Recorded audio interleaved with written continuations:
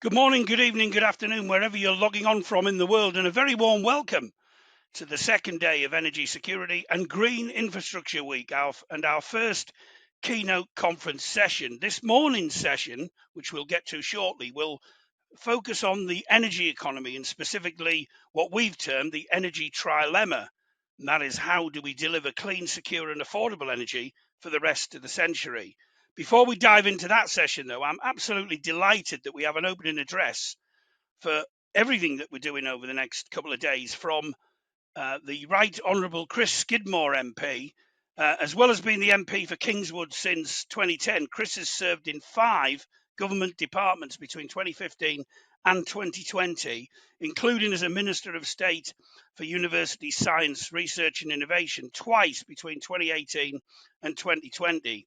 Of course, Chris is well known to many people in this sector for chairing the government's independent net zero review, and he published the influential 340-page Mission Zero report in January 2023, a very important report which is well received and I know is still referred to by many in the sector, including many commentators as well. He's a former energy minister, an ambassador for Energy Security and Green Infrastructure Week, and he's also the current chair of the all-party parliamentary group on the environment. So he's an ideal person to be speaking to us this morning. I'm looking forward to hearing Chris's thoughts and his insights around these issues. And I know we'll get our session off to a great start. There will be some time, time permitting, of course, for questions from the audience, from the floor for Chris. So if you do have anything you want to ask, then please post them in the chat box and we'll do our level best to get to those during the course of the session. So without further ado, it's my great pleasure to introduce Chris Skidmore, MP. Chris, the floor is yours. Thank you, Andy, and thank you very much to Energy Security and Green Infrastructure Week for inviting me to speak today. I'm incredibly impressed with the number of sponsors that you have accrued, not least a number of government departments that are backing this week, which I think sort of demonstrates the impact that potentially the conversations and engagement that you'll be having over the next couple of days means. For myself, as you mentioned, I was responsible as Energy Minister for signing net zero into law back in 2019. And I think if you'd asked me then, 4.5 years ago, that 93% of global GDP is under some form of a net zero target, I simply wouldn't have believed you. We are living in a revolutionary phase of the energy transition. And I think you can see this year, regardless of individual government announcements recently, and I'll come on to those shortly, we are in the steep part of the S-curve. We are now seeing an exponential growth in solar, in wind globally. We now see investment in solar on par with that of oil and gas, compared to that being sort of 6 times less 10 years ago. And the reality is that net zero is here to stay. There is no rowing back, regardless of what politicians like myself may wish to do, because there are new net zero markets globally that are seeking to invest in green infrastructure. And it's to green infrastructure I'd like to first turn my remarks, because the net zero review that you mentioned, which was the largest engagement exercise ever on net zero, sought to identify what are the challenges, what are the barriers that are preventing us from escalating further in the UK in particular, our commitments to net zero. We know that we have this commitment not just of a 68% emissions reduction for our national determined contribution by 2030, but the government has committed to a net zero grid by 2035. The Labour Party have committed to a 97% net zero grid by 2030. So there is, regardless of recent disagreements over the pace of net zero, a strong agreement on understanding that if we're to achieve net zero, that we're going to have to really escalate the ability to deliver on green infrastructure. And part 1 of the net zero review, pillar 1, was securing net zero. It sort of set out what we needed to do around planning, legislation, institutional reform, to recognize that many of our apparatus that we use to deliver infrastructure was created in a pre-net zero world. We now need to reform our planning systems, our regulatory systems, the MPPF, to ensure that we can unblock some of the delays. I was struck that when I went around the country and met with both renewable projects, industrial, microgeneration projects, that they were waiting till 2035 just to have a grid connection. And that is simply unacceptable. So regardless of the rhetoric of the politicians, the reality on the ground is this must be reformed. And one of the calls I had was for a net zero duty on Ofgem, set up several task forces on solar and wind, which the government has accepted. And I've been delighted with the response to the review to understand how we can move forward faster. But nevertheless, this is the greatest infrastructure challenge since the Second World War. It's hard to comprehend how much needs to be done, but with that, we need to have an ability to plan end to end the transition, not just working forwards, but backwards, understanding what does our energy mix need to look like in 2035 or in 2030, understanding there will be unknowable events, and that we need to plan for that. We need to have plans A, B, C, and D, and E in place, and understand what the mix of future energy will look like. Because critically to that, and you mentioned this, is the energy trilemma of affordability, understanding that we need security, and making sure that we can tackle that. I actually think that there's a triple bonus when it comes to delivering on net zero and renewable power that counters the trilemma, in that net zero power, renewable power is more affordable, it is more secure because it's homegrown, homeblown energy. We're not relying on foreign petrostates with volatile international gas prices for our energy mix. And above all, it is clean.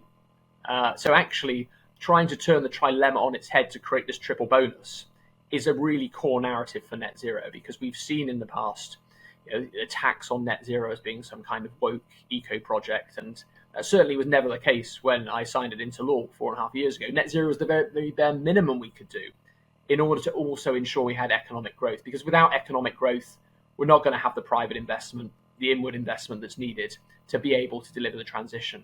The transition is not going to be paid for by taxpayers alone. It will be paid for by understanding that we have infrastructure that will need to be updated. When we look at what needs to happen in the future, all we are simply doing in the transition is not replacing like with like, but replacing old equipment that is out of date and is uneconomic and inefficient with better equipment that returns a better rate of return. And we've seen now investors recognize that investing in green infrastructure is economically the more sound model than following a traditional pattern of investing in fossil fuels, which is why when it comes to energy security, the second part of the week's conversation, it's really important to recognize it's a false narrative to suggest that somehow opening new oil and gas fields is going to deliver energy security. At best, we are scraping the bottom of the barrel when it comes to the North Sea. Any new oil and gas licensings for new fields is going to deliver at most 2 weeks of additional energy for the UK. And even then, it's not gas, it's oil. We need to take that oil to be refined in other countries. It is then sold on international markets by foreign companies. So it is a completely misdirected attempt at trying to prove energy security by focusing on oil and gas. True energy security will come by a diversification of supply, and that diversification of supply will only come through growing out clean and green infrastructure. So there is a circularity of our argument here. We can only deliver energy security if we focus on green infrastructure. We don't have the skills and the jobs. We have a finite amount of resources. Politics is about priorities, but above all, when it comes to the transition, those priorities cannot be spread too thinly.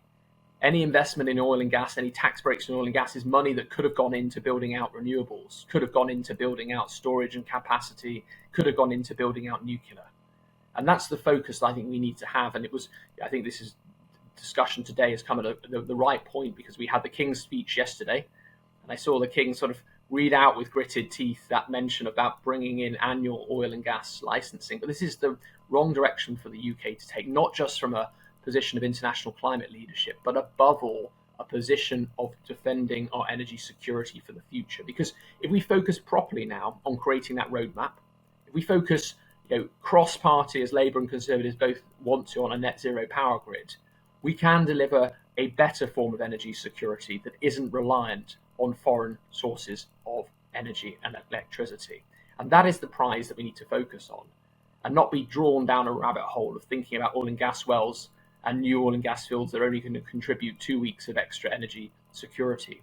Of course, we need to focus on the challenges. We need to focus on baseload. We need to focus on capacity. We need to focus on constraints and how we can involve a blended mix of energy, and focusing on using hydrogen and better electrolytic storage to ensure that the wind and solar we use is truly efficient for the future. But I want to end my remarks by saying that energy security will be found at home, and home is green infrastructure. That is what we should be focusing on. That is where we can find that triple bonus of clean, secure, and affordable energy that will deliver lower bills for households, and at the same time ensuring that when it comes to households, we don't just focus on the supply of energy, but the demand of energy that we use. Because above all, and it's some encouraging things that are happening in the British government that unfortunately they're not really highlighting, it's a sort of form of green hushing in a way, but the Great British Insulation Scheme could potentially reduce our gas bills by our gas use, by 40%.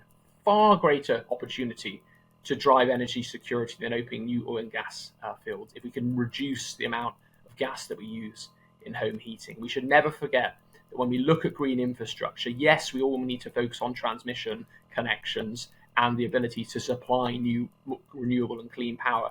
But let's not forget also the other side of the equation, that we will deliver better energy security. We will ensure that green infrastructure is able to be better utilized if we can also reduce our demand in the future.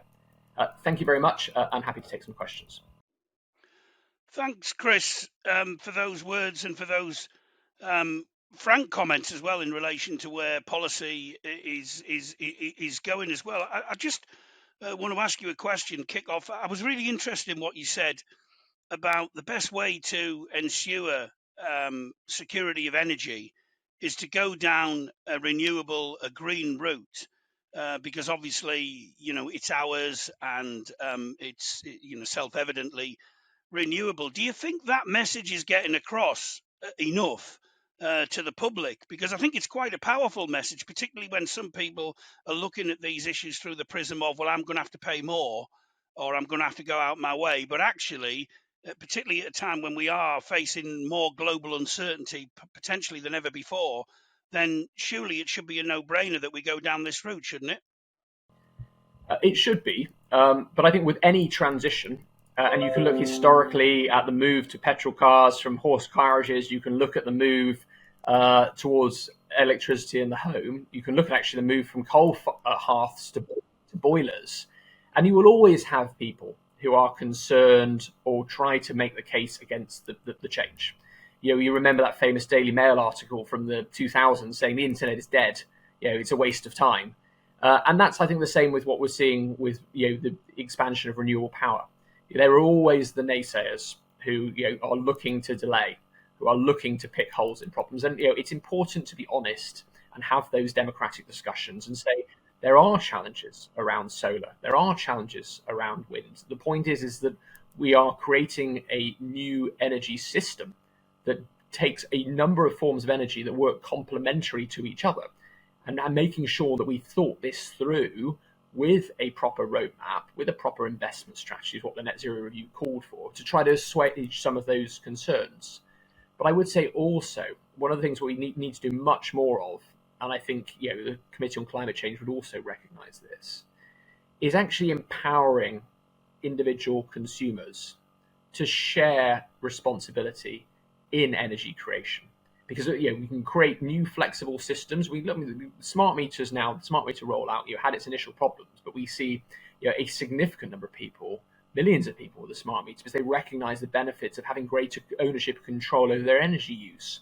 We've moved away from this sort of 20th century model of this is the energy supplier, you will get what you're given.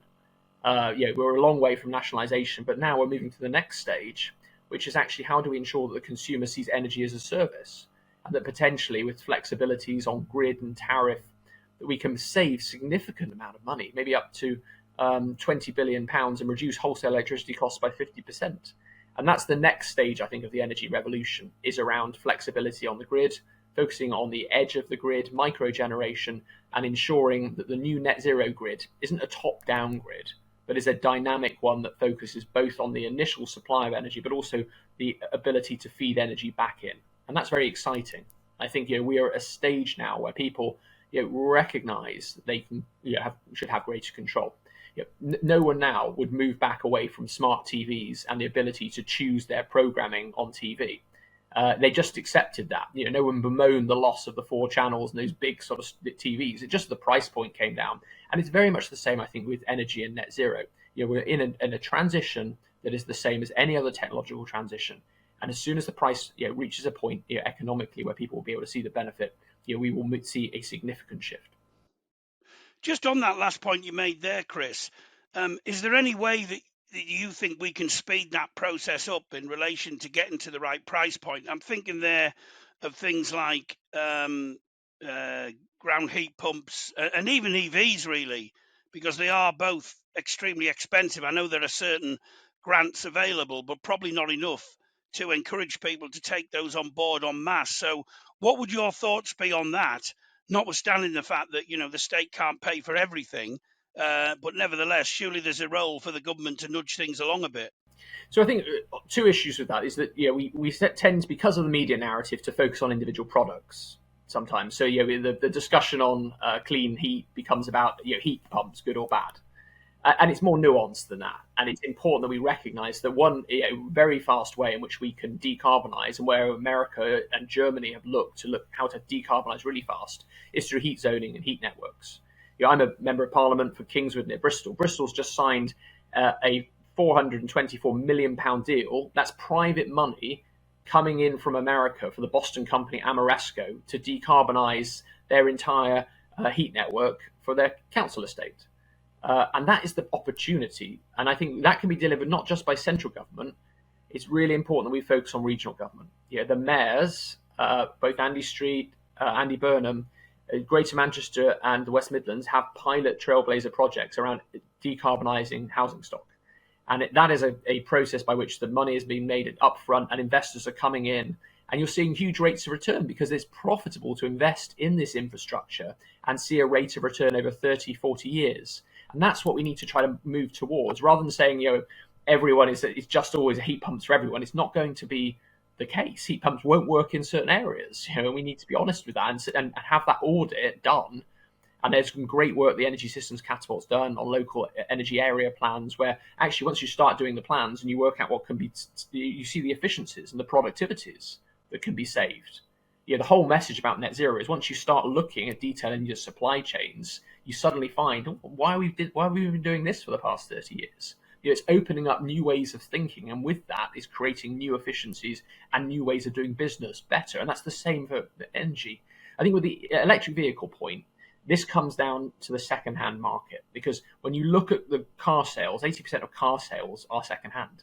It's unlocking that ability to be able to trade in your existing car for an EV, coming up with a better scrappage scheme. That's what I would like to see personally, the role of the state playing in encouraging and incentivizing people to make that shift.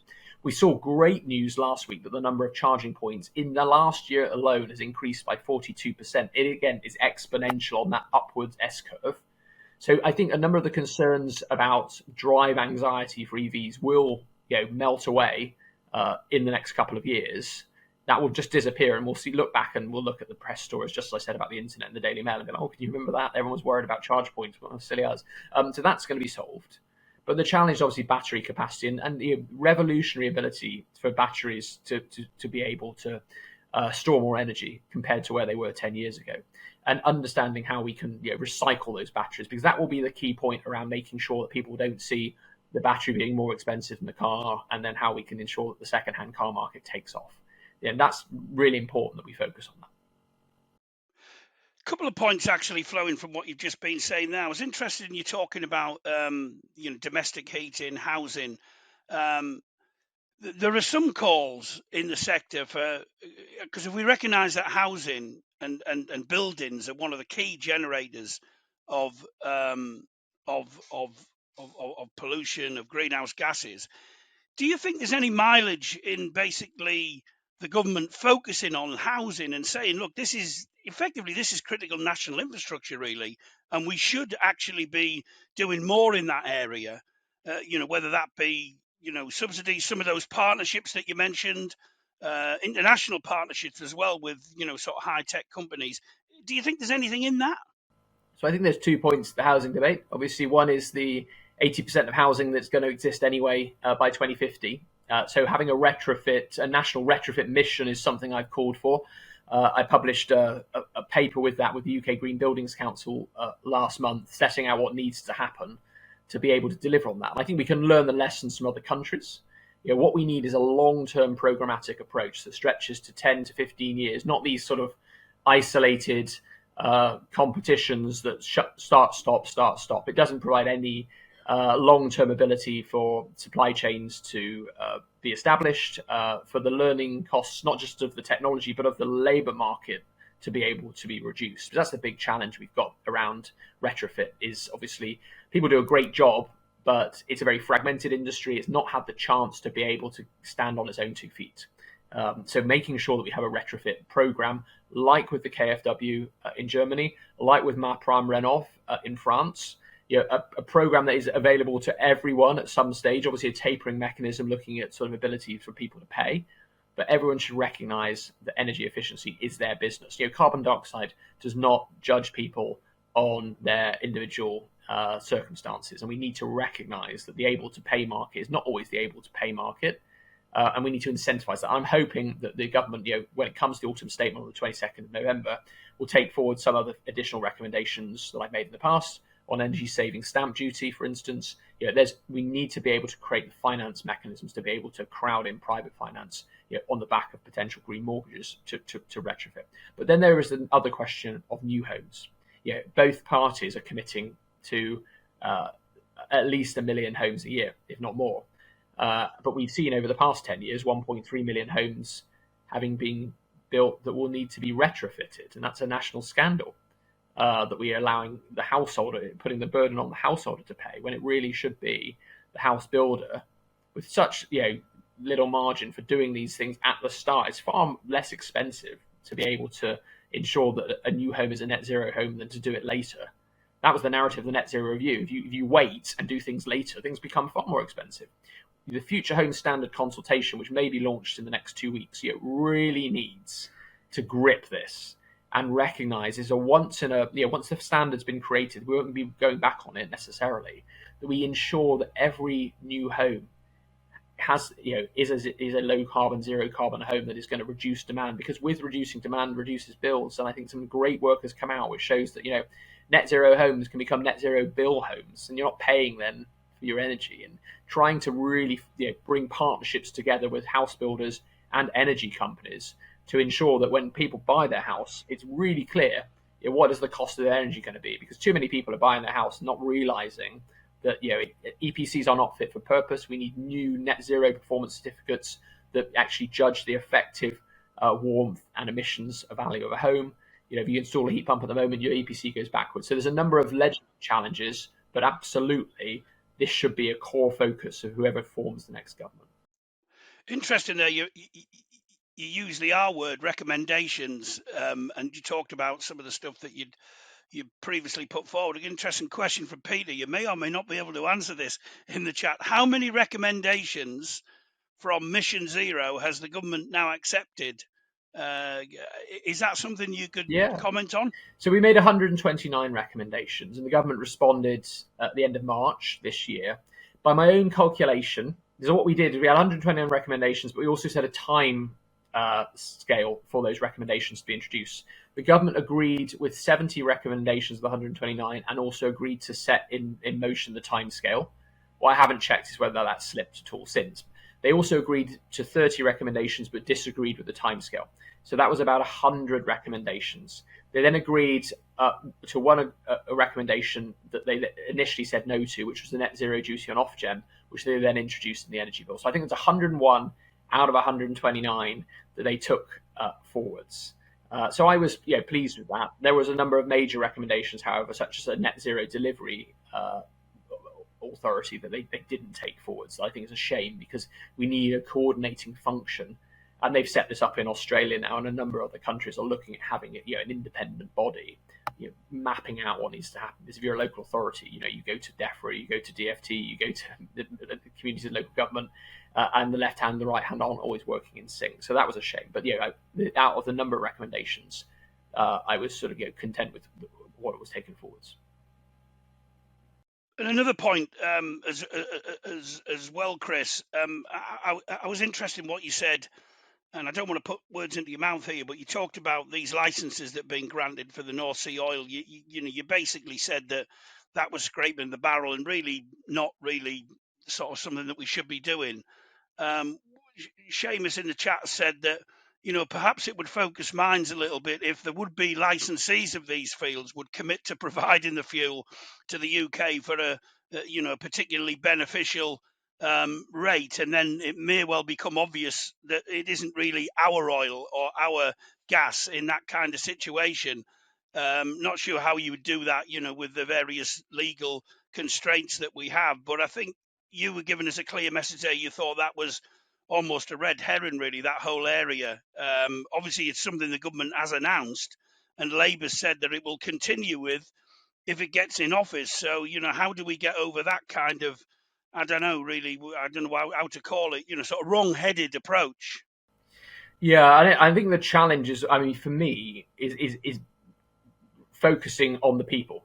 Because, don't get me wrong, while I recognise that we are still using our existing oil and gas fields, and there is a balanced pathway towards that sort of petering out, and we'll still be using 90. I think that we are now going to be using 95% less of our oil and gas instead of 97% of our oil and gas. It's 2% difference, I think, is what's happened as a result of the announcements yesterday. I've seen, you can see the calculations have been published. It's an ephemeral amount. It's more totemic, and it plays into this sort of culture war, unfortunately, that's approaching with the general election. But that said, distinguishing between existing fields, existing licenses, and new oil and gas licensing for new fields, those fields won't come into operation until the 2040s. There's a significant time lag, and the challenge for me is about the people, because we have some really highly skilled, trained engineers in our oil and gas sector, and we should really value them for what they do. I do not want to come across as being sort of denigrating their ability and what they do. They're world leading. What we need to do is take their skills and translate that across into the new technologies where we need their skills also.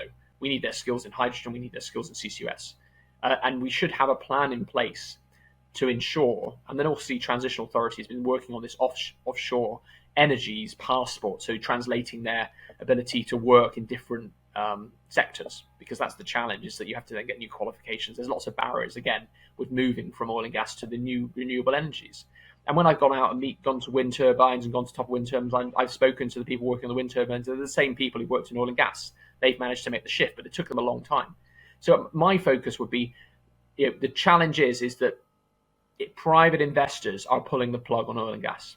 So we're going to be in a very different place in 10, 20 years' time when these fields will come into operation. It's not fair on these communities that we could see a whole similar situation to what happened to coal in the 1980s. I can see this evolving where suddenly we are seeing platforms shut down and we haven't planned anywhere for these people to go. And that would be an absolute human tragedy. And that's what I think we need to focus on, is not just the economics and the oil as a sort of, just a chemical. We need to focus on the human context and what this means. And that's why it's so important that we make the transition, and we shouldn't commit to the future telling people like Arthur Scargill that they're going to be able to drill oil forever, mine coal forever, because it's simply not going to be the case. It's not fair on them to be able to plan their futures on an energy source that is running rapidly dry. Thanks very much, Chris. We've run out of time for your slot, unfortunately, but we really appreciate the points that you've made, and I know that the whole sector really appreciates the work that you're doing, and certainly your Mission Zero report, which I'm sure most of the people in the room have read. But if you haven't, or if you're watching this, could I give a go on. So Mission Zero Absolutely. is out as a book. It's coming out as a book on the 28th of November as a trade paperback. So if you go on Amazon and type Mission Zero Chris Skidmore, you'll be able to purchase it there. Just so it's easier to read than the A4 version. There we are, the ideal Christmas present for anyone who's interested in this subject. But on a serious note, although that was serious as well, and I'll be buying my copy, I think the work that you've done, Chris, is really important. And I think your kind of far-sightedness that you've just illustrated there as well about, we don't want to be doing things that actually, don't need to be done now. And we don't want to be saying to people, well, actually, yeah, you can do things this way and you can do it this way forever, because clearly you can't. And I think we do need, more far-sighted individuals like yourself to be actually making those points. But thanks again, for your input today. And as Chris said, Amazon Mission Zero, Chris Skidmore, put it in your basket for Christmas. But thanks very much indeed, Chris, for your time this morning. We're now going to start our first keynote conference of Energy Security and Green Infrastructure Week. And as if by magic, all of the speakers, panelists in this session will miraculously appear on camera, as we're seeing at the moment. And as I said earlier, this session is going to be looking at exactly what Chris was talking about earlier, this energy trilemma, and just how do we deliver clean, secure and affordable energy for the rest of the century? Because indeed that is the task of the moment. And we'll be exploring that with a number of panelists, a great panel of speakers, in fact, to look at those issues. They'll be addressing, hopefully, how we deliver clean, secure and affordable energy. And I'm sure the contributions, just like Chris's did, will provoke some interesting debate.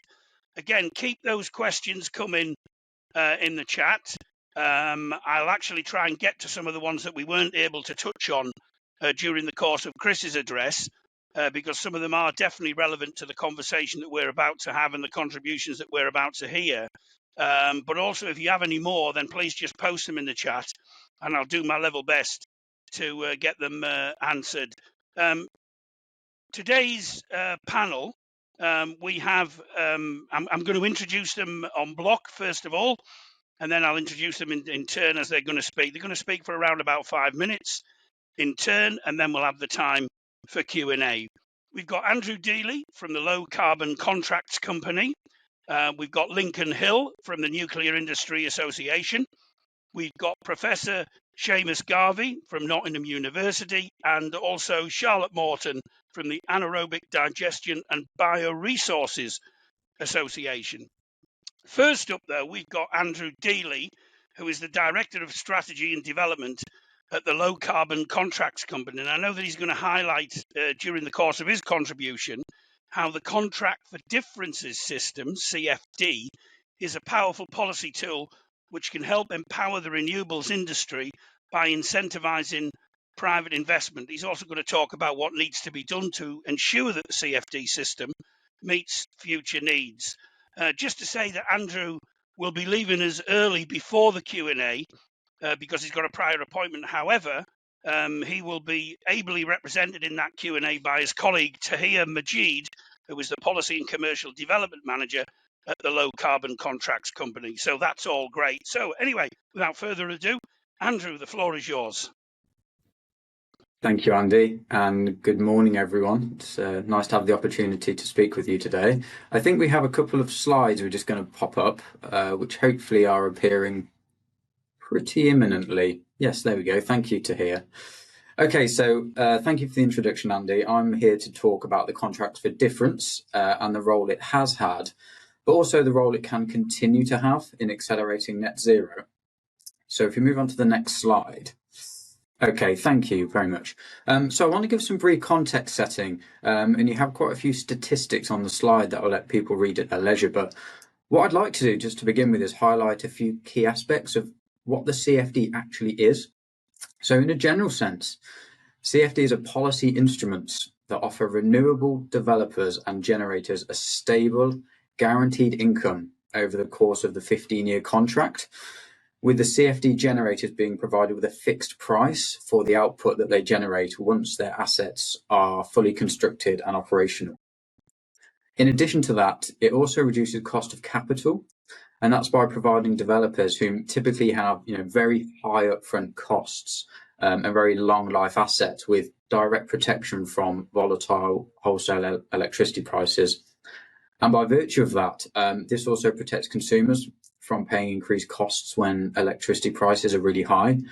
And both of these dynamics are due to the difference mechanism, where consumers are paid back when the reference price is above the agreed strike price, but also generators are topped up when the reference price is then below the strike price. So the CFD is largely designed to incentivize private investment in renewables. And really that's on the basis of some of the core characteristics of the CFD, which I'll talk about on the next slide. If you could move us on, please, Tahir.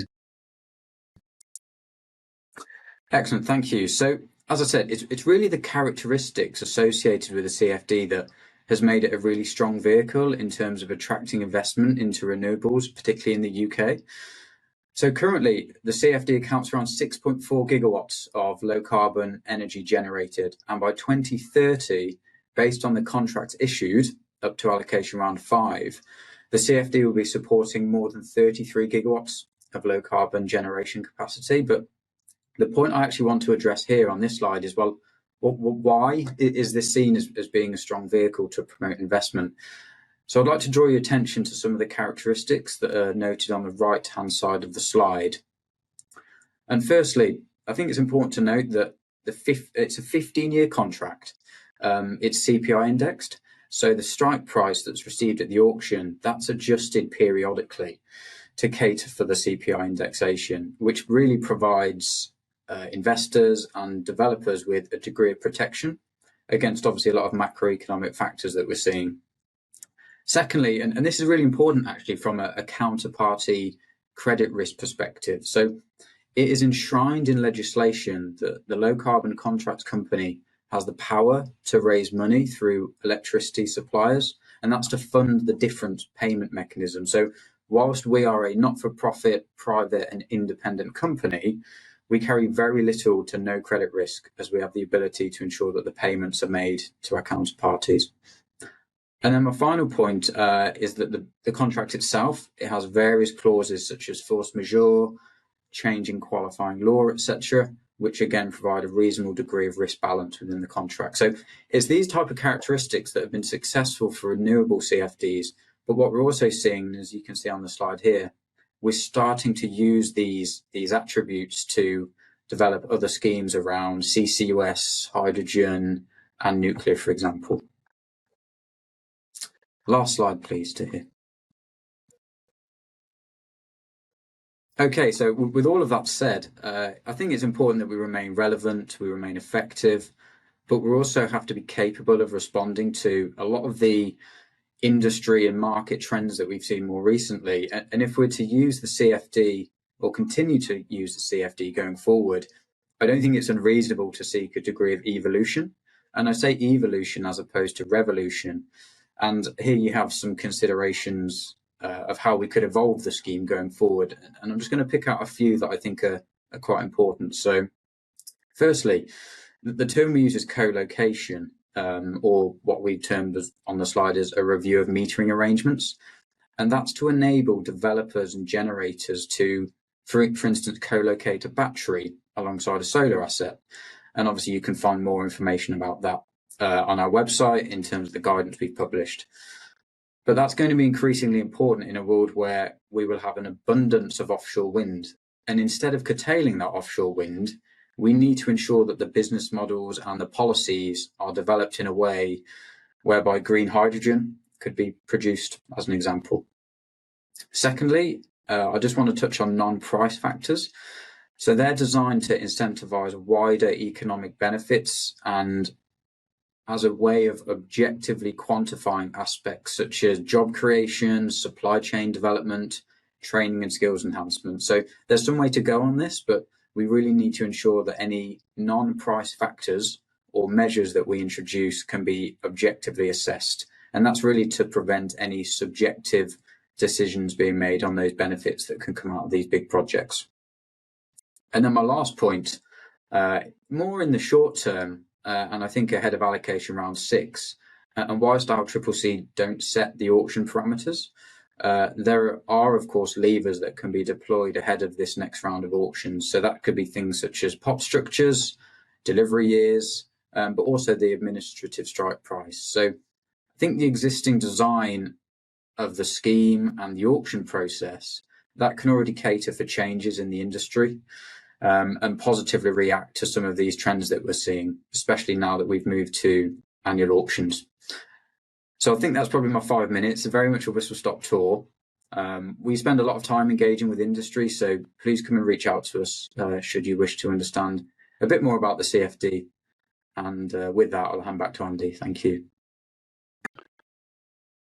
Thanks very much, Andrew. And yes, for those that are interested, and I'm sure that's many of you, just Google Low Carbon Contract Company, loads of useful information on their website. Our next speaker is Lincoln Hill, who's the Director of Policy and External Affairs at the Nuclear Industry Association. Lincoln's going to look at why nuclear needs to be part of the solution to reduce dependence on imported gas and how we execute a mass rollout of nuclear so that it's as fast and efficient as possible. Lincoln, the floor is indeed yours. Thank you very much, Andy. And I think the case for why we need nuclear in the mix is in part the same as why we need every low carbon technology in the mix. We have a massive need as a planet and as a country for more clean energy. You're talking about in the UK, more than 80% of our energy is still fossil fuel, about 90% worldwide. And the severity of the climate crisis and the intensity of our energy security needs means that we long ago gave up the luxury of pondering and plucking and choosing and saying, oh, what is the absolutely ideal path to net zero with energy security? Probably for at least the next 15 years, we need to throw everything at the wall. This is wind, solar, nuclear, hydro, carbon capture, batteries, energy efficiency, anything that you can name. We need it because of the situation that we found ourselves in by not being more decisive, more purpose-driven 5, 10, 20 years ago. If you look at the facts of who has best energy security, who has done best with reducing their emissions, they have nuclear in that mix. That's the empirical evidence you have before you. Cleanest power in the G7 is France. Germany, on the other hand, goes the other way, turns off their nuclear fleet. They burn more coal than anybody else in Europe. But if you take it back a little bit from the empirical evidence to just what are the characteristics of the technology, we wanted clean, secure, affordable. Nuclear is a clean energy source. It has the lowest life cycle use of carbon of any electricity source. That's according to the UN. The lowest land use because of just how efficient nuclear energy is. One little pellet, the size of your fingertip, can power your home for 6 months. And that unmatched efficiency means you don't need to take much stuff from nature in order to get it working. Again, according to the UN, it's the least mining requirement of any of the clean technologies. So it certainly has its place in the merits of the technology as a clean one in itself. The other one is it's secure. If you build that nuclear power station in your country, you're the one who controls it. You're the one who runs it. The current nuclear fleet in the UK today is probably preventing about 8-9 billion cubic meters of gas imports every year. Because if you take out any clean power, the marginal source on the UK grid is gas. And that, again, marginal gas, that's going to be imported. A station like Hinkley Point C, like Sizewell C, can displace in the order of 5 billion cubic meters of gas imports every year. And when we look at what our dependence on gas imports has done to our energy bills, to our basic electricity prices, to our home heating bills, you see why there's an urgent need to use everything that can cut that demand. And again, if you look at the facts, the countries that actually first did nuclear programs back 40, 50 years ago, it was with energy security and affordability in mind. France is, again, the great example of that. Because they have the biggest nuclear fleet in Europe, they earn about 3 billion euros a year exporting power to people around them. They have a much lower fossil import need than we do, for instance. And they make a lot of their money, in fact, off of exporting their power to us because they've invested in the long-term infrastructure and we haven't to the same degree. But I want to get then to the question of affordability. The International Energy Agency says the cheapest form of low carbon electricity that we have, because it's baseload, because it's reliable, is to extend the life of our existing nuclear reactors. And existing nuclear is cheap. Here in the UK, it's one of the cheapest sources that there is out there.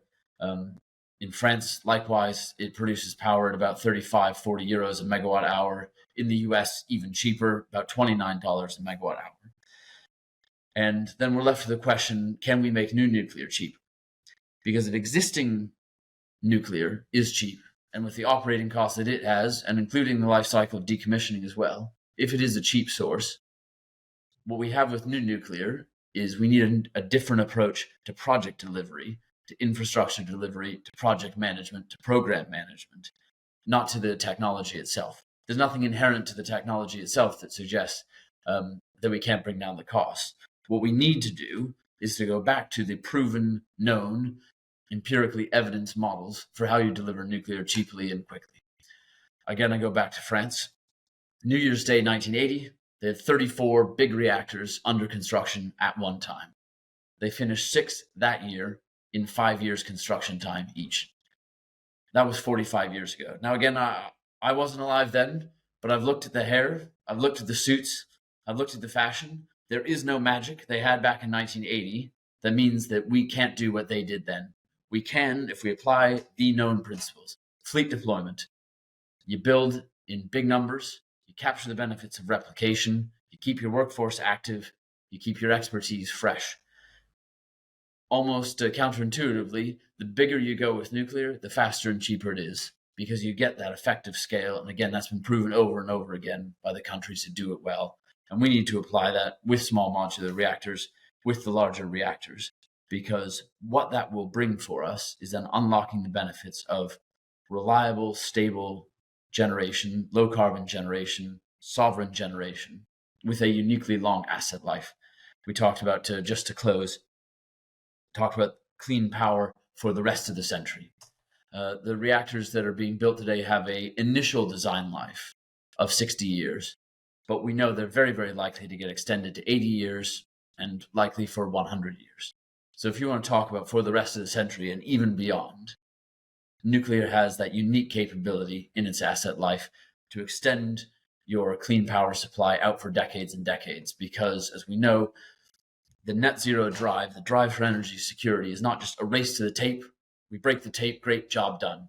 It is get to the tape and then keep going for the rest of the time. And to do that, you want your reliable long-term assets built and in place, and you don't want to regret that you didn't have the guts to follow through on it 10 or 20 years ago. So I will close there and look forward to the questions and to my fellow speakers. Thanks very much, Eddie. Thanks, Lincoln, for that. And there are already questions coming in, as I'm sure you'll see, and we'll get to those later on. But thank you for that excellent introduction. Our next speaker is Professor Seamus Garvey, who is Professor of Dynamics at Nottingham University. He's going to address the issue of energy storage, and in particular why and how a blended approach to energy storage using various different technologies can better lower UK energy costs, as well as being beneficial for export opportunities as well, which I'm sure in the current climate is extremely important. So Professor Garvey, over to you. Thank you very much, Andy. I'm just we're trying to figure out how to share my screen. I'm pressing the share button and I go to screen. Okay, here we are.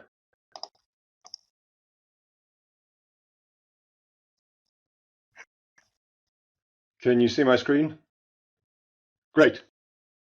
So thank you very much for the opportunity to speak. It's a great thrill. I've been completely in sympathy with the discussions that have come so far. Chris Skidmore was absolutely brilliant. Andrew Deeley was brilliant. Lincoln was brilliant. I agree with particular points from all of them. The one main message that I want to put across is to endorse the idea that actually we can get to net zero. It's affordable, it's secure, and it can be soon. But I want you to open your horizons that the solutions are not as restricted as we've heard so far. And in particular, I'll forewarn you, I'm a mechanical engineer, and mechanical engineering has a huge part to play in this. So I'm mainly going to talk about outcomes from a very excellent report that came out very recently. It was released on 8th of September. I didn't write this report. The report was led by Professor Sir Chris Llewellyn Smith, from University of Oxford, Christy Allen-Smith, conceived and led the instigation of CERN. So he's a gentleman of some considerable reputation. And this report drew on expertise from around academia and industry. And it effectively concludes that we can get to a net zero UK in a very cost-effective way. I've just done a little summary here. Chris Allen-Smith uses a baseline case where we use wind and solar for most of the generation, and we use hydrogen stored in caverns for most of the flexibility that we will need, so that when the sun isn't shining and the wind isn't blowing, there is still an opportunity not only to get electricity, but also to have lots of energy in reserve to give that energy security that Chris Skidmore in particular talked about. So the summary picture from that report is that, well, we need to build renewables with approximately 30% over generation. That means in a given year, wind turbines, solar panels, and let's put in nuclear as well here, very similar in many respects. That would collectively generate 30% more electricity than we consume. Some of that electricity would simply be curtailed, as in the cheapest thing to do is simply to discard it, a small amount, about 15% of it, and some of it is losses that are incurred when you pass energy through storage. So the mixture between wind and solar, assuming renewables dominate, is about 80-20. The amount of storage that you need in the form of hydrogen in caverns is in the order of 44 days of consumption. That's a huge number. That's orders of magnitude bigger than what we have at the moment. Pumped hydro storage at the moment is approximately, in the UK, 1/30th of 1 day of consumption. And we need to be getting to 44 days, but it's pretty much like the strategic reserve that was in place for oil. The storage input power is approximately 5% above the average generation, and the storage output power is approximately equal to the peak consumption power. So very sensible numbers. The real message from this report is that it is not expensive. Now, this is a table with many numbers in it, and I'm not going to try to go through all of them, but the report did cover different scenarios. It explored sensitivities, and it said, what if by 2050, that was the notional time at which we're at net zero, renewable energy costs £35 per megawatt hour, or maybe it costs £40 per megawatt hour, or maybe it costs £45 per megawatt hour. And you see a range of different overall costs for the system, depending on which cost you associated with renewable energy, and in the rows here, which different blend of flexibility strategies you employ. So the first strategy here is hydrogen on its own, nothing else. Batteries for very, very short periods, but effectively you can't actually see the role of batteries in the data that was used for this report. I forgot to say the report used 37 years of weather data, and it's the first report to have done that, and that turns out to be extremely important. And when you discover that 37 years makes a difference over, let's say, 20, you then say, is 37 years enough? And the Met Office says, no, it's actually not enough. You need to be looking for 60 or 70 years to fully understand the variability in weather. However, these numbers are interesting. Hydrogen on its own, is producing costs in the order of, let's say, £60 per megawatt hour. Number two here, I didn't unpack the nomenclature, is compressed air on its own, and effectively it's adding on something like £8 per megawatt hour if you just used compressed air alone. So clearly that's not a very attractive solution to just use compressed air alone. But if you mix hydrogen with compressed air, then you're dropping down quite significantly at the top end of costs for renewables.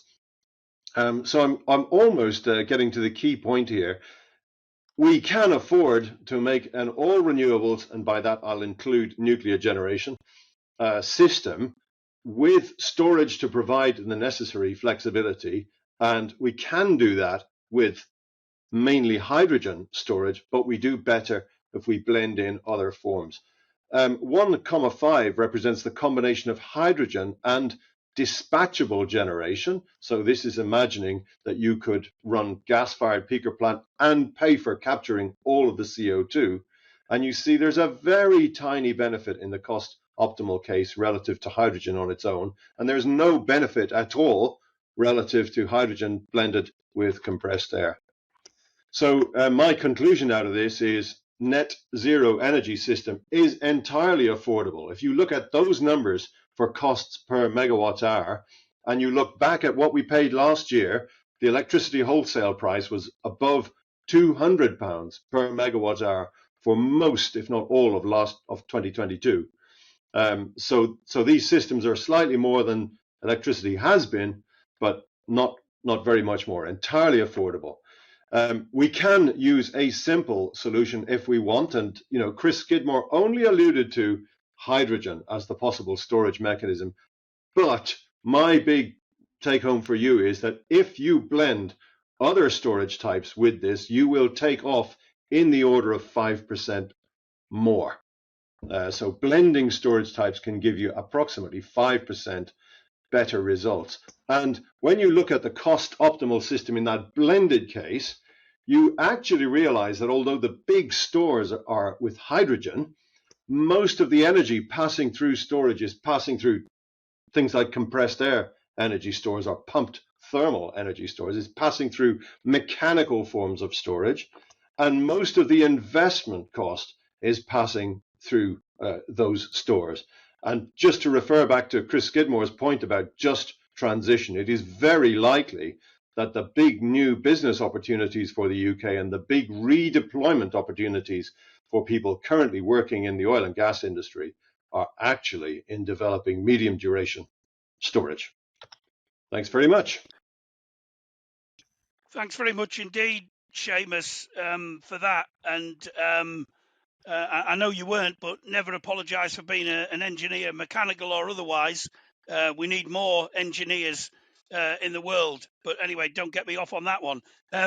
Our final panelist, before we get into the Q&A, is Charlotte Morton, who is the Chief Executive of the Anaerobic Digestion and Bioresources Association. And Charlotte's going to focus on the role that green gas can play in delivering affordable and sustainable energy.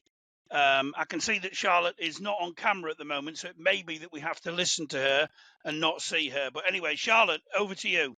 Good morning, everybody, and I'm delighted to be here to be talking specifically, as Andy said, about the role of anaerobic digestion and biogas to help secure a clean and secure, affordable energy future for the UK.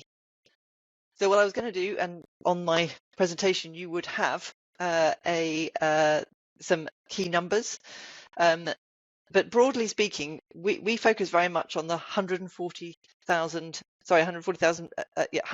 million, 140,000 tons of organic material that is being generated through human activity throughout the UK. And here we're talking about manures and slurries, food waste, other agri wastes, and commercial and industrial organic waste. Now, today we have around 723 biogas plants which are operational throughout the UK, which are processing a proportion of that material, and in doing so they're extracting around 20 terawatt hours of energy in the form, as you say, of green gas, and that's molecularly exactly the same as natural gas. Now, in terms that I certainly can understand better, that's enough to fully power around 1.4 million homes a year. That's about, and we've got about 20 million homes. So that gives you an idea of the proportion, but we could actually be doing so much more because there are a quite considerable quantity of organic material that is not being treated. My slide would enable you to see that today, about half the feedstock that's going to these anaerobic digestion plants is coming from the wastewater industry in the form of sewage. The other half is made up of agricultural, industrial, and municipal or commercial food waste. But around 89 million tonnes of organic material is simply being left undigested in the UK every year. And that's actually pretty terrible for the environment, because it's not only is it getting into polluting our rivers and the oceans, which is actually probably more harmful than climate change, but it's also emitting harmful methane emissions, which are particularly damaging for the climate. And not only are they a problem, but they contain about another 11 terawatt hours of homegrown secure energy. So, as I've tried to explain, recycling all of those organic material through anaerobic digestion, which is the technology that gets the most value out of those organic wastes, is really important from an environmental perspective. But today, the industry is only rewarded financially for the biogas that it generates. But I'm pleased to say that the government is now looking at adapting the UK ETS scheme, which would put a value on some of the other valuable externalities of the AD industry, such as preventing those methane emissions from the organic wastes and the displacement of fossil fertilizer.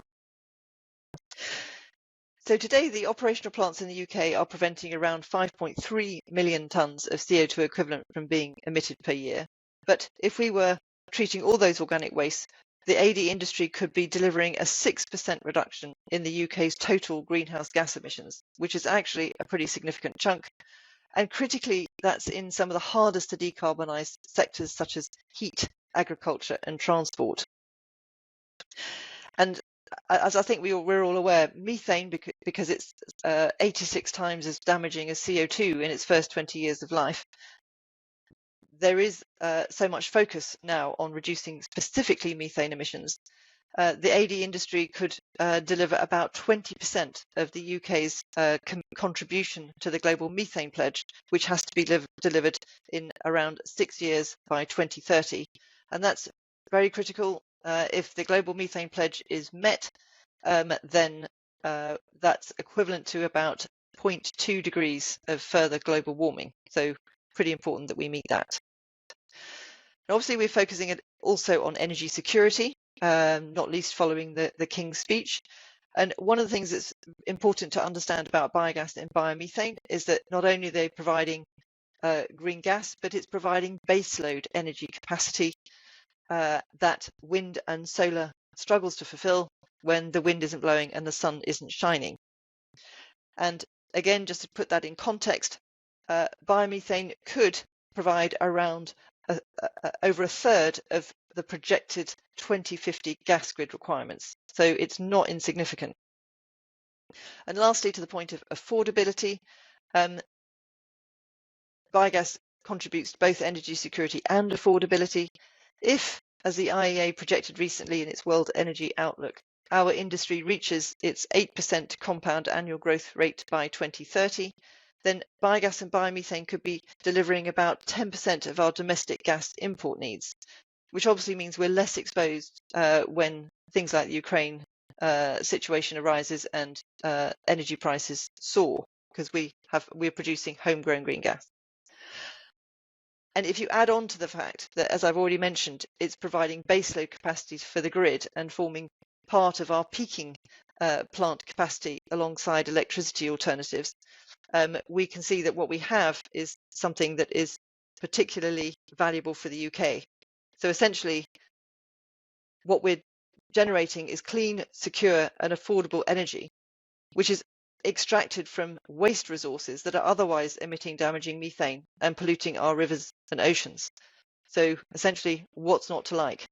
And in the words of Nicholas Svenningsson from the UNFCCC, his view is that biogas is win, win, win, win, win. And obviously I'm a bit of a fan, so I could add a couple more wins on there. But either way, biogas is a key contributor to clean, affordable energy for the UK. Many thanks. Thank you very much, Charlotte, for those comments. And just to say that we can actually see you on screen now, which is great. And I can just ask all of our panelists to put their videos back on because we're now going to kick off a Q&A session. I think we've heard a lot of food for thought there. on a range of issues, and thanks everybody for the questions that are going in the chat, and I'll try and get to as many of those as I possibly can. I want to kick off with a question, and if I can ask our panelists to be reasonably brief in order to get as many of these questions in as possible, because we've got quite a few. I want to start off with a question to Tahir, and just to explain that Tahir's taken Andrew Deeley's place from the Low Carbon Contracts Company for the Q&A session, and also if I can as well ask everybody to unmute themselves as well, because I may come to you in fairly short order as well, so it'd be good to get a kind of immediate response. So Tahir,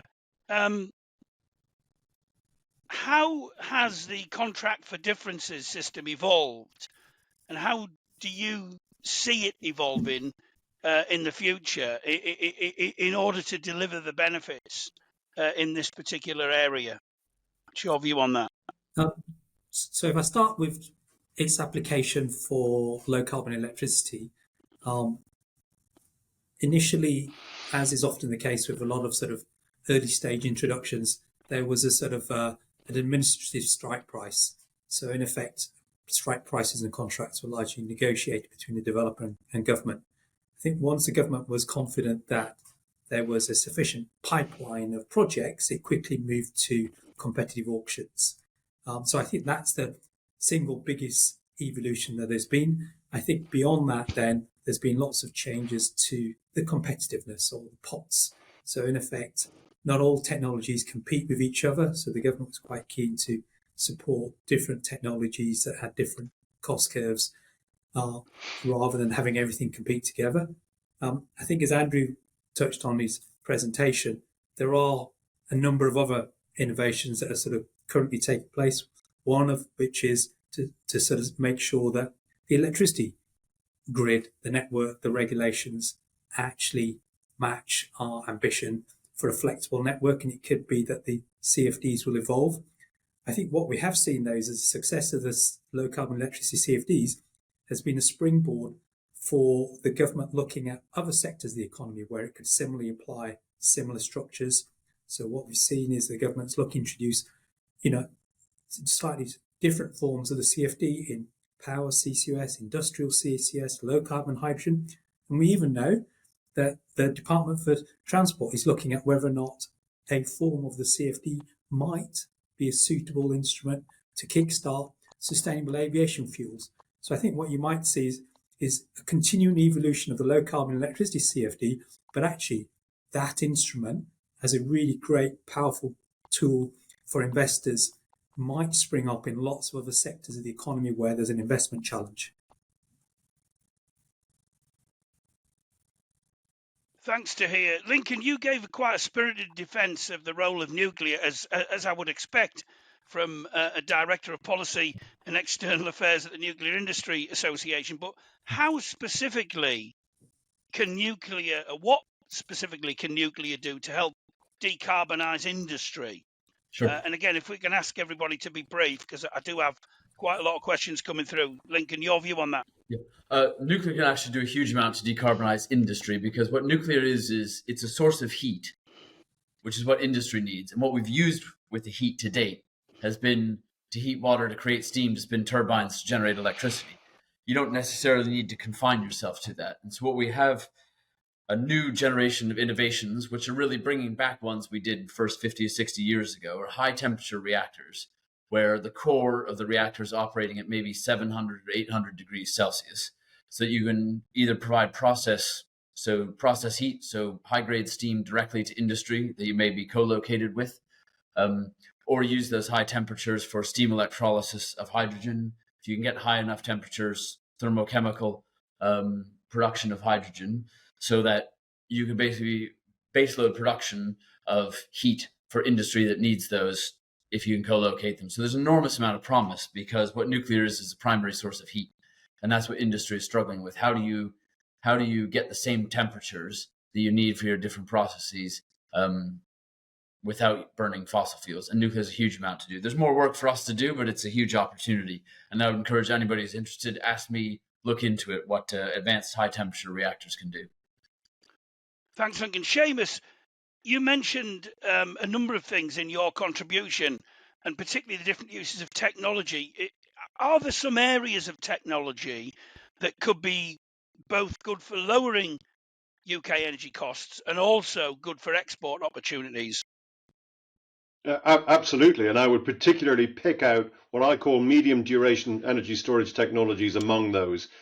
We are already world leading in terms of the development of those.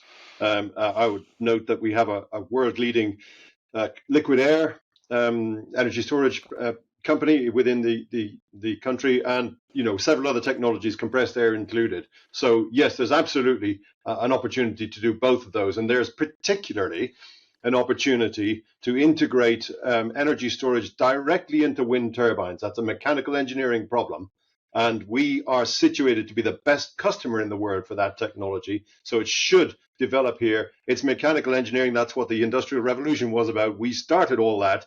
It should develop here, and it should be propagated around the world.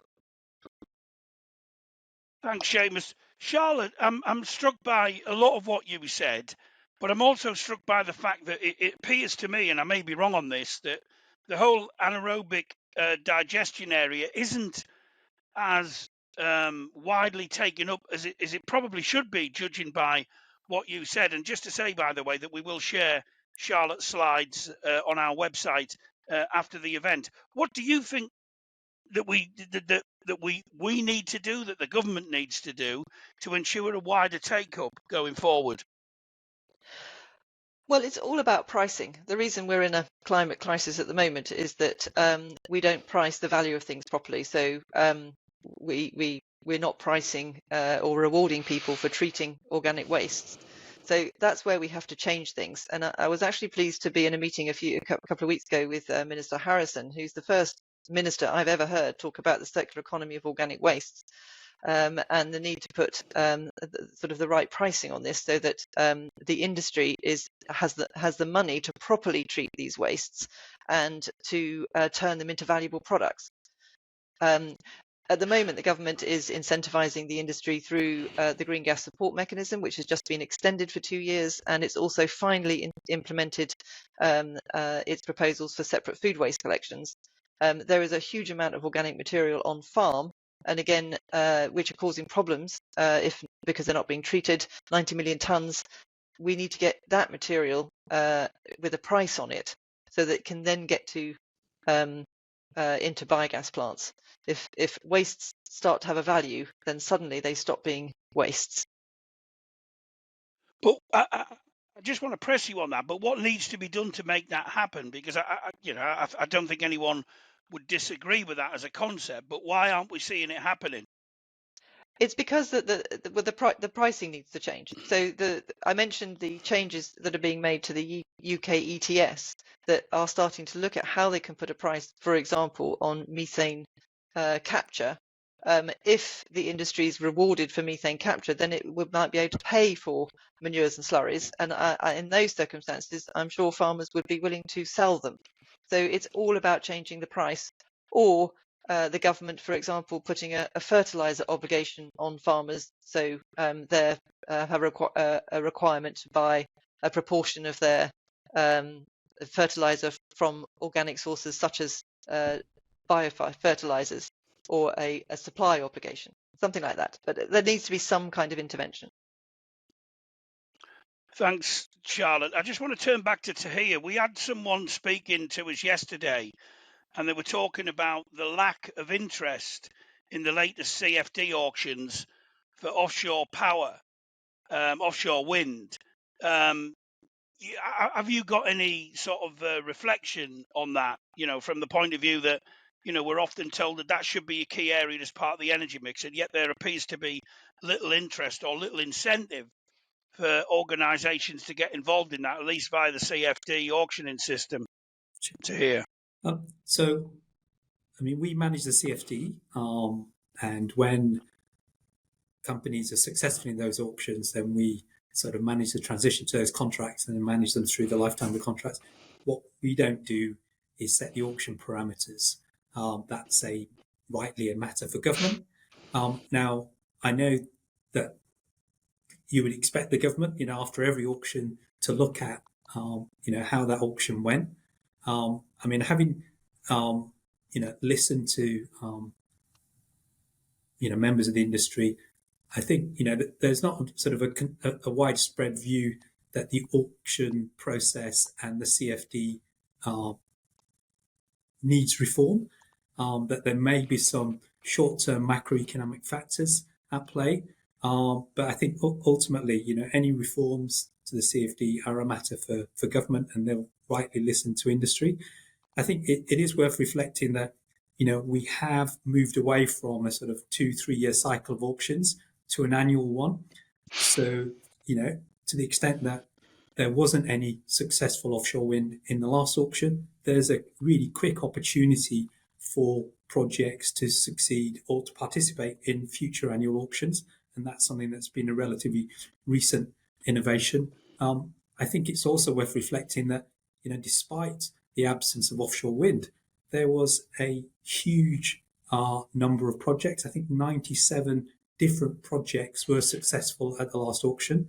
I mean, I think that's a huge number and probably, a significant increase. So despite the sort of, I suppose, the headline of no offshore wind, overall, it's a hugely successful auction process.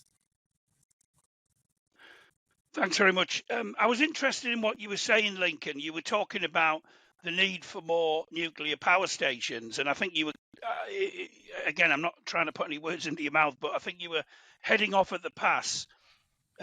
Shall we say, challenges in the development and delivery of major infrastructure projects, which is something I know a lot about because I've been writing about infrastructure for 25 years. What kind of different approach is needed in that area? And why? I mean, it's clear why you flagged it up, because obviously we are challenged in that area. You've only got to look at how long some of these things take. So in your view, what needs to be done in order to make that more efficient? Sure. We have to move away from the one-by-one approach to nuclear projects, for instance, and for other projects as well, but I know nuclear the best. One-by-one is the least efficient way to deliver nuclear, because over the course of a project, certain part of the workforce will work on maybe a quarter of it. So they'll do 2 years of 8. And then if there's no other project for them to go to, for 6 years, they're kicking their heels, or they're leaving the industry. So if you don't have projects in good sequence, you lose that expertise, you lose the workforce, and you have to restart it all up again when there's another project. The other one is we need to build up as a whole country our project management and engineering capabilities.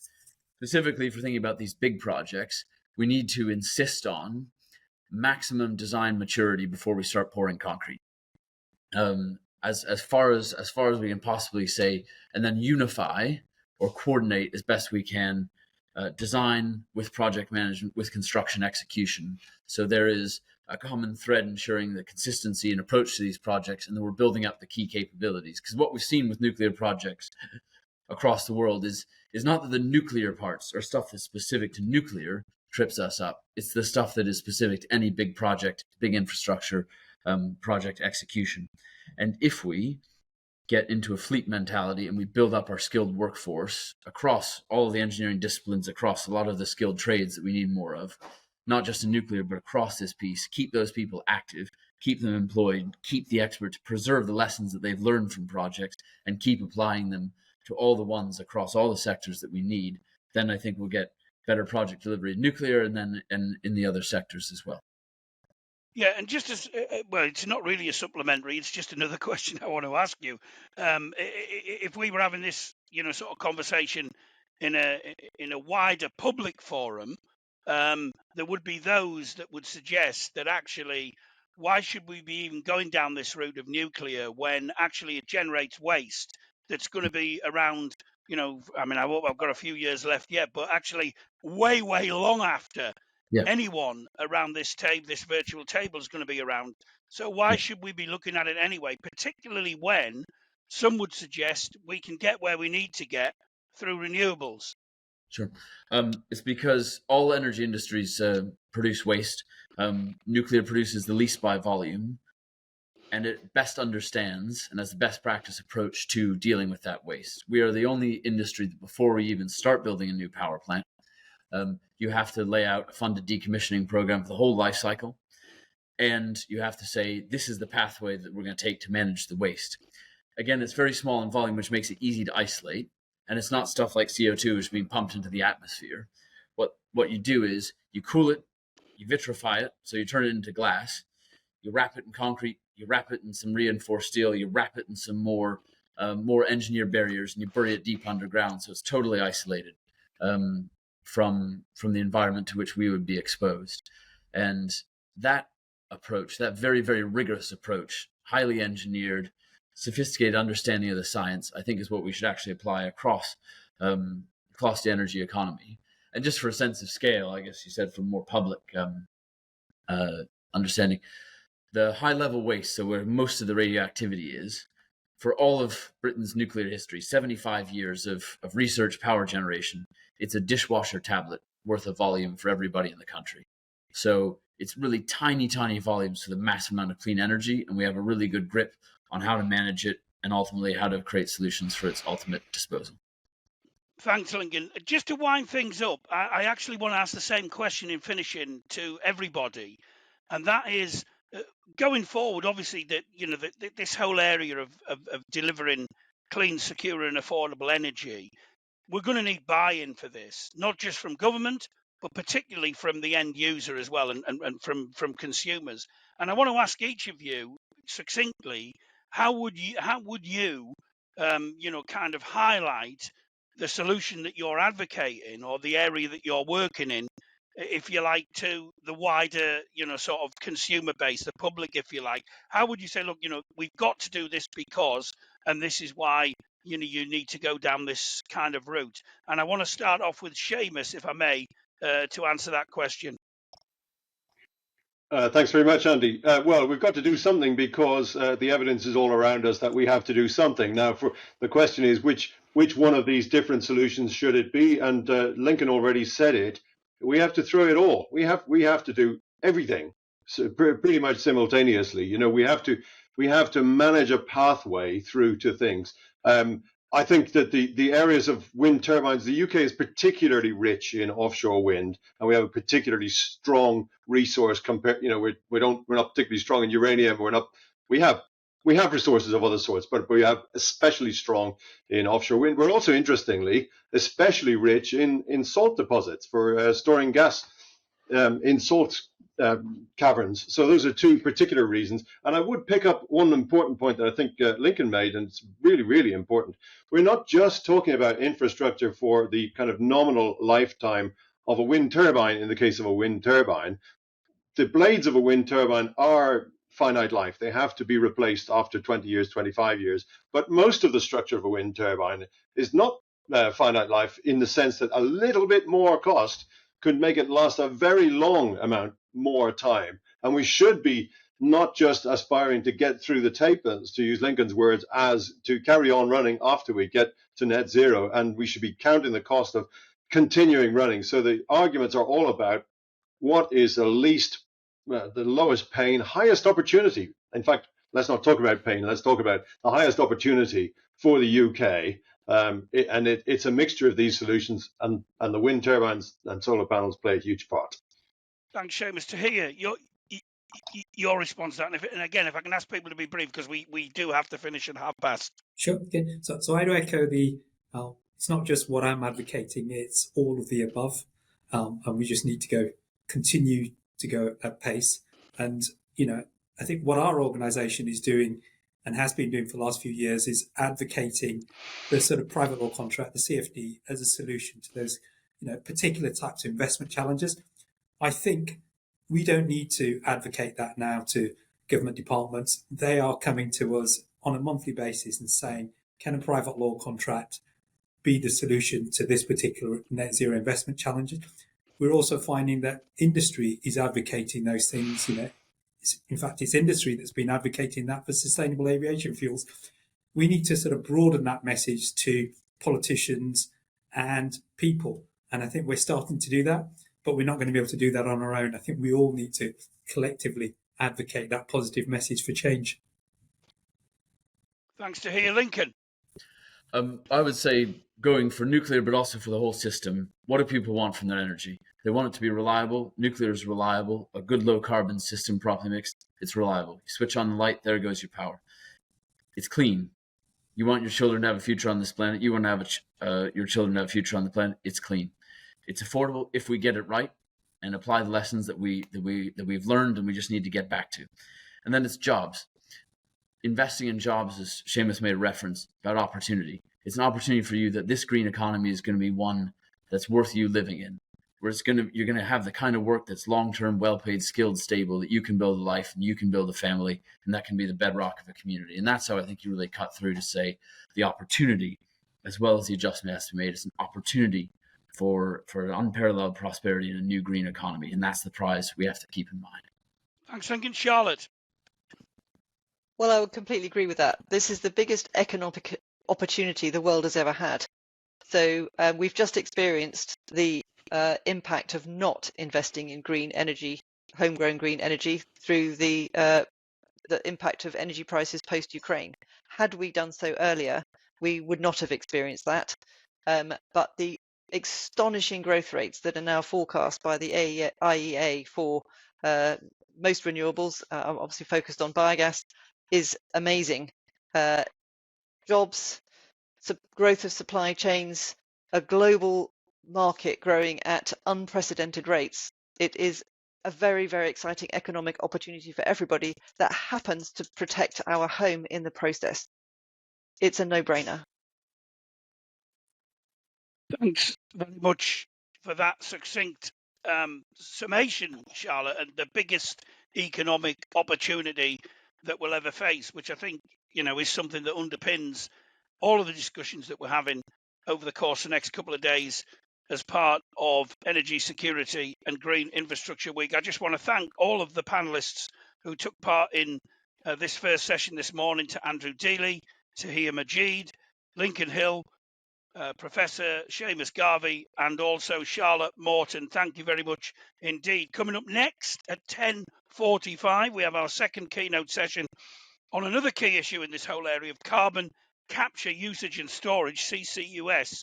How far have we come and what's next? So if you want to join that session, just stay online, get yourself away, make yourself a cup of coffee, cup of tea, and we'll be back after a short break. Once again, thanks to everybody. And for those who are coming back, we'll see you all at 10:45. Thanks very much indeed.